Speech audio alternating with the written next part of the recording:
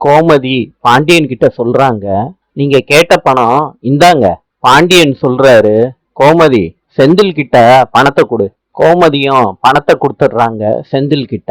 பாண்டியன் சொல்றாரு, போய் பேங்க்ல போட்டுடுறா செந்தில். சரிப்பான்னு சொல்லிட்டு செந்தில் ரூமுக்கு வர்றாரு. மீனா கிட்ட சொல்றாரு, அப்பா இந்த பணத்தை பேங்க்ல போட சொன்னாங்க. நான் என்ன நினைக்கிறேன்னா மீனா, இந்த பணத்தை உங்க அப்பா கிட்ட கொடுத்து வேலை வாங்கினா எப்படி இருக்கும்? நீ என்ன நினைக்கிற மீனா? மீனா சொல்றாங்க, என்னங்க நீங்க சொல்றது ரொம்ப தப்பு. இந்த பணத்தை மாமா சொன்ன மாதிரி பேங்க்ல போட்டுருங்க.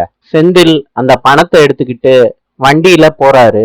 பேங்க்ல போட மனசு இல்லாம மீனாவோட அப்பா வீட்டுக்கு போறாரு. அங்க போய் மீனாவோட அப்பா கிட்ட கேக்குறாரு, அங்கிள் கண்டிப்பா எனக்கு வேலை கிடைச்சிரும்ல? அதுக்கு மீனாவோட அப்பா சொல்றாங்க, தம்பி நிச்சயமா வேலை கிடைச்சிரும். மீனாவோட அப்பா கிட்ட பணத்தை செந்தில் கொடுக்கறாரு.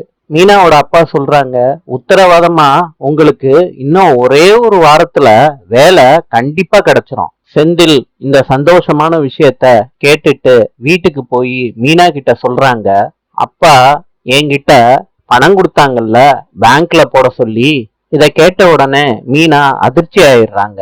நீங்க என்ன பண்ணுனீங்கன்னு கேக்குறாங்க செந்தில பார்த்து.